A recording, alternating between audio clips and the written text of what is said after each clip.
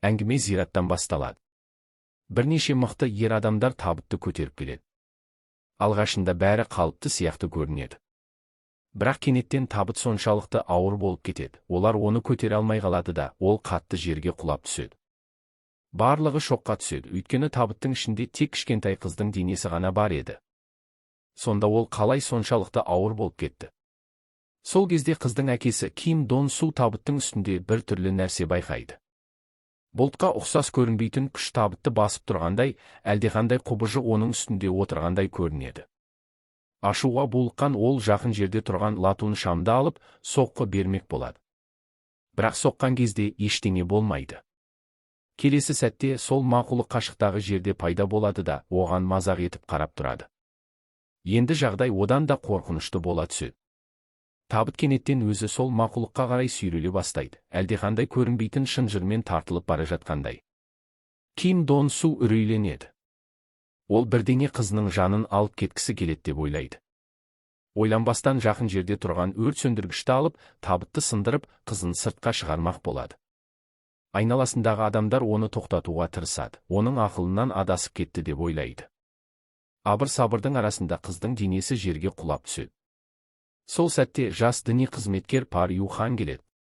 Ол қыздың көздерін шүберекпен жауып, дұға оқи бастайды. Бірақ Ким Дон Су діни қызметкер қызына зиян келтіргісі келеді деп ойлайды. Ашумен оны теуіп жібереді. Кенеттен қыздың денесі ауаға қалқып көтеріледі. Барлығы шокта. Пар Юхан тез арада дұғасын жалғастырады, және келесі сәтте дене қайтадан жерге түседі. Ким Дон Су қызын ұстауға жүгіреді, бірақ ол жоқ болып кетеді.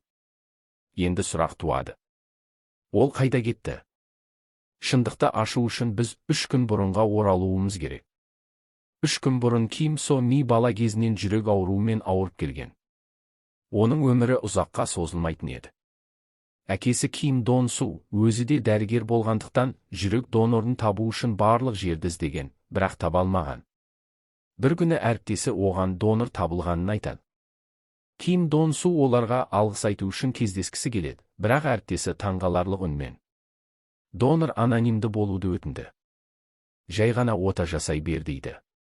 Ким Дон Су күдіктенеді, бірақ қызын құтқару үшін екі ойланбайды. Ол отаны өзі жасайды және ол сәтті өтеді. Бірақ нағыз қорқыныш осыдан кейін басталады. Отадан кейін Ким Со Ми толық өзгеріп кетеді. Бір күні анасы оның шашын жуып жатқанда, Со Ми кенеттен анасының басынан ұстап, судың астына батыра бастайды, әлде өз анасын суға батырып өлтірмек болғандай. Сол кезде Ким Дон Су жүгіріп келіп, оны тоқтатады. Бірақ Со Ми есінен адасқандай айқайлайды. Мен оны өлтіремін. Енді анасы қызының ішіне жын кірген деп сенімді болады. Олар діни қызметкерді шақырады, бірақ ештеңе өзгермейді. Керісінше жағдай одан да нашарлай түседі. Со Мидің денесі шірей бастайды және бірнеше күннен кейін ол қайтыс болады. Бірақ әңгіме мұнымен бітпейді. Оның өлімінен кейін де таңғаларлық оқиғалар жалғаса береді. Келесі күні оның денесі моргке қойылады. Таңғаларлығы сол, денесі әлі де жұмсақ және қалыпты күйінде, тірі адамның денесіндей. Тек оң қолы ғана қатты болады. Ким Дон Су оның қолын ұстайды. Сол кезде қол босаңсып, қалыпты күйге келеді. Содан кейін ол Со Мидің мойнында өзі сыйлаған алқа тұрғанын байқайды. Сол кезде ол қызының әлі өзімен байланыста екенін, кеткісі келмейтінін түсінеді. Көңілі толқып, қызметкерлерге: оны тоңазытқышқа салмаңдар. Ол суықтан қорқатын дейді. Біршама уақыттан кейін Со Мидің достары оның өлімі туралы әңгімелесіп тұрады. Бір қыз: мен білемін, оған ескі рух кірген еді дейді.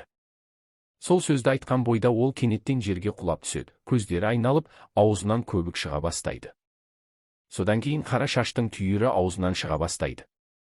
Барлығы үрейленеді. Қараңғылықта бірдеңе оларды бақылап тұрғандай сезіледі. Түн түскенде нағыз қорқыныш басталады. Енді көрініс моргке ауысады. Қызметкерлер Со Мидің денесі шіріп жатыр деп ойлап, Ким Дон Судың ескертуін елемей, мәйітті мәжбүрлеп тоңазытқышқа салады. Бір уақыттан кейін ер қызметкер үйіне қайтуға дайындалып жатқанда, кенеттен тоңазытқыштың есігі өздігінен ашылады да, ішіндегі дене баяу өздігінен шыға бастайды. Қорқып қалған ол батылдық жинап, оны қайта итеріп салады. Бірақ жақындаған кезде ол соншалықты қорқынышты нәрсені көреді, айқайлап, үрейленіп қашып кетеді. Келесі күні визажист Со Мидің денесін жерлеуге дайындап жатады. Отбасы соңғы рет көруге келеді. Сыртта Ким Дон Су кенеттен Со Ми көзін ашты деп байқайды. Қызым тірі деп айқайлап ішке жүгіреді, оның атын шақырады. Сол кезде Со Мидің көзінен жас аға бастайды. Енді Ким Дон Су қызының өлмегеніне толық сенеді. Ол оны алып кеткісі келеді, бірақ басқа ешкім ол көріп тұрған нәрсені көрмейді. Оларға ол қайғыдан ақылынан адасып кеткендей көрінеді. Олар оны мәжбүрлеп сыртқа алып шығады. Біршама уақыттан кейін барлығы кетіп қалады. Сол кезде өте таңғаларлық нәрсе болады. Со Мидің аузынан кенеттен бір көбелек ұшып шығады да дұға бөлмесіне қарай ұшады. Іште діни қызметкер мен бірнеше монах әйелдер дұға оқып отыр. Кенеттен қанға боялған біреу олардың қасынан өтіп барады. Сол мезетте барлық шамдар сөніп қалады да діни қызметкердің аузынан қан аға бастайды. Ескертусіз діни қызметкер басын үстелге қайта-қайта соға бастайды. Қан оның басынан бұрқ етіп шығады, бірақ ол тоқтамайды. Сол уақытта көбелектердің үйірі оның айналасында айнала бастайды. Ол қатты азап шегіп тұрғаны анық, бірақ басқалар оның есінен адасып кетті деп ойлайды. Барлығы оны ұстап алып, ауруханаға апаруға тырысады. Осы кезде Ким Дон Су Со Мидің денесін жасырын түрде жедел жәрдем бөлмесіне апарады. Ол қызын электрлік соққылар арқылы тірілтпек болады, қызы әлі тірі деп сенеді. Шуды естіген күзетшілер есікті бұзып кіреді де Ким Дон Суды сыртқа сүйреп шығарады. Әйелі де келеді және ашумен оған қол көтереді. Ал ауруханаға апарылып жатқан діни қызметкер Пар Ю Ханмен, яғни бұрынғы рәсімді өткізген діни қызметкермен кездеседі. Пар Ю Хан Со Мидің өлімі дұрыс емес деп күдіктеніп жүрген еді. Үйіне оралған соң ол экзорцизм видеосын қайта-қайта қарайды және бір түрлі нәрсені байқайды. Әр жолы рухты шығармақ болғанда, Со Мидің жүрегінің айналасында қараңғы энергия қозғалып тұрғанын көреді. Сол кезде ол шындықты түсінеді. Ол сәтсіздікке ұшыраған жоқ.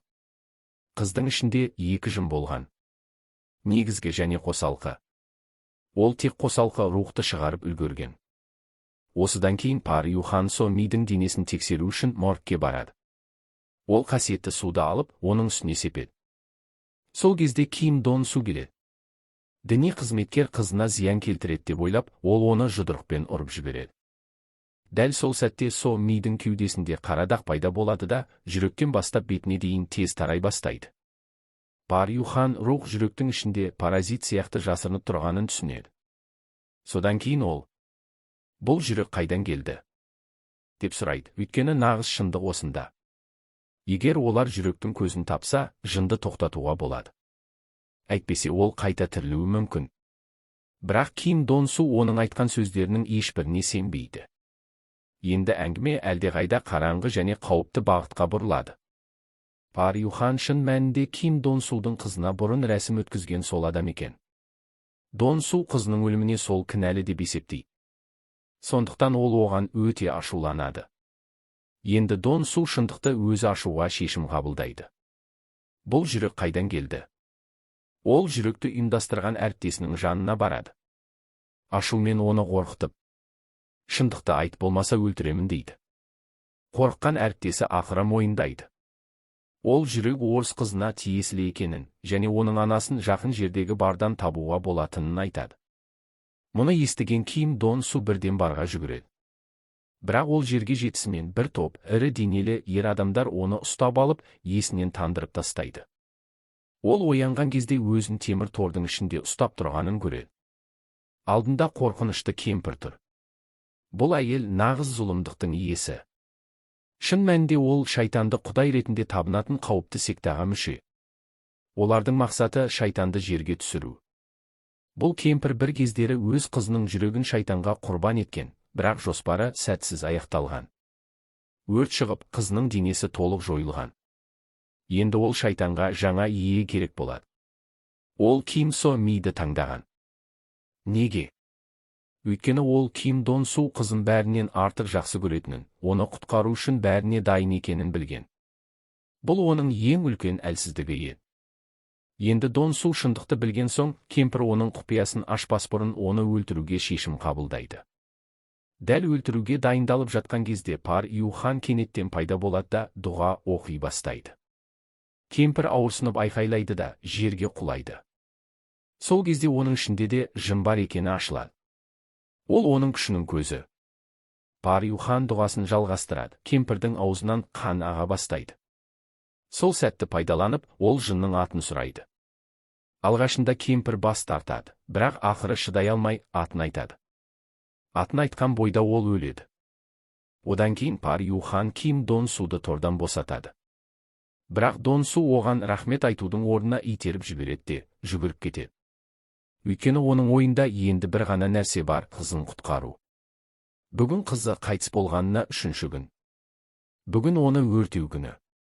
Егер қазір бірдеңе істемесе, бәрі бітеді. Ол моргке жүгіріп келеді, және дәл уақытында жетеді. Осы жерден әңгіме басындағы көрініске қайта оралады.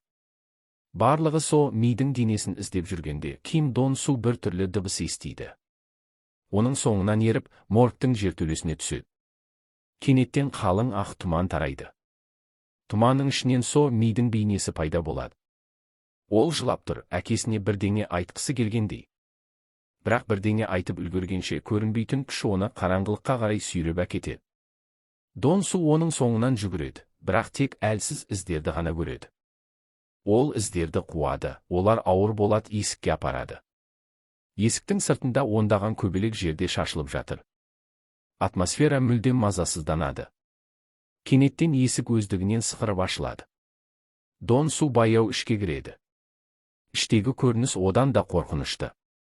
Со ми еденде жатыр, толығымен көбелектермен жабылған. Дон Су абайлап алға жүреді, көбелектерді ысырып, қызын көтермек болады. Бірақ кенеттен көрінбейтін күш оны қатты итеріп жібереді. Дәл сол сәтте Пар Юхан келеді. Бір қарағаннан ақ ол не болып жатқанын түсінеді. Ол со мидың қуатты жынның иелігінде екенін айтады. Егер жынды шығарса, қызы қайта тірілуі мүмкін. Бірақ бұл оңай болмайды. Жын өте күшті. Оны шығару үшін үлкен рәсім өткізу керек, және Ким Дон Судың көмегі міндетті. Қызын қайтаруға құштар Дон Су бірден келседі.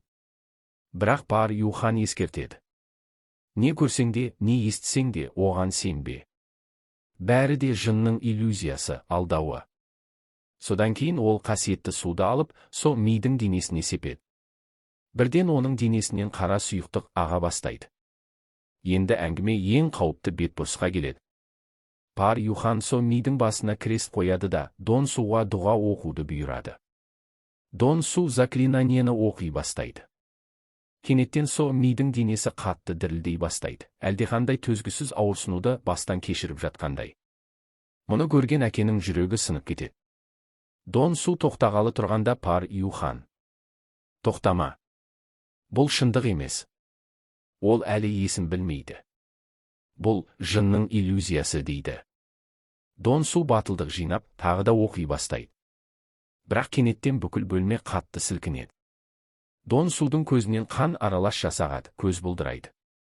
Бір сәтте қолындағы інжіл ақ параққа айналады. Сол кезде ол жынның тұзағына толық түсіп қалғанын түсінеді. Енді ол жалғыз өзі күресуі керек. Сол кезде жынның дауысы естіледі: қызыңды құтқарғың келе ме? Кенеттен со ми оның алдында пайда болады. Ол: мен қайта орала аламын, бірақ сен менің орныма тұруың керек. Яғни не өзіңді құтқарасың, не қызыңды қайтарасың дейді. Ким Дон Су бір секундта ойланбастан шешім қабылдайды. Ол өткір затты алып, тікелей өз жүрегіне соғып жібереді. Дәл сол сәтте жын мүмкіндікті пайдаланып, оның жүрегіне енеді. Бұл әкенің махаббаты. Бәрін құрбан етуге дайын махаббат. Келесі сәтте со мидың денесінен қара сұйықтық жоғалады. Бәрі тыныштыққа бөленеді. Бір уақыттан кейін Дон Судың әйелі келеді, бірақ ол жоқ. Дірілдеп тұрып, ол қызының бетінен ұстайды да, жылылық сезінеді. Со ми тірі. Оны ауруханаға апарады, және ол аман қалады. Ал Пар Юхан да ауруханаға түседі. Есін жиған кезде ол көбелекті көреді де, бірдеңе дұрыс емес екенін бірден түсінеді. Ол секіріп тұрып, көбелектің соңынан шатырға дейін барады. Онда Ким Дон Суды көреді, бірақ ол енді бұрынғы Дон Су емес. Денесінің бүкіл беті қара дақтармен жабылған. Жын оны толық басып алған. Енді ол осы дүниеге еңбекші. Пар Юхан оны тоқтатуға тырысады, бірақ Дон Су бұл үшін кеш екенін түсінеді. Уақытты босқа өткізбей, ол ғимараттан секіріп түседі. Бірақ ол өлмейді, өйткені оның ішінде адам қалмаған. Тек жын ғана бар. Енді сол денені толық жоюдың бір ғана жолы қалды, сонда жын ешқашан бұл дүниеге келмейді. Міне, әңгіменің ең жүректі ауыртатын аяқталуы осы. Ким Дон Су егер тірі қалса, ішіндегі жын бүкіл әлемге қауіп төндіретінін білген. Соңғы күшін жинап, ол отты қалады. Келесі сәтте бум. Автомобиль жарылып, жалынға оранады. Бәрі аяқталады. Тыныштық. Толық тыныштық. Ким Дон Су қыз үшін өз өмірін құрбан етті. Ол қызын ғана құтқарып қойған жоқ, апаттың алдын алды. Адамдар әкенің махаббаты тау сияқты дейді. Бірақ бұл әңгіме оның қаншалықты терең болатынын көрсетеді. Ким Дон Су шындық пен әлемнің арасында таңдау жасамады. Ол әрқашан тек бір нәрсені таңдады, қызының өмірін. Жын оған таңдау бергенде, ол жүрегін беруге бір секундта ойланбады, өйткені бұл таңдау емес еді. Бұл әкенің махаббаты. Иә, соңында ол құбыжыққа айналды, бірақ қыз үшін ол әрқашан батыр болады.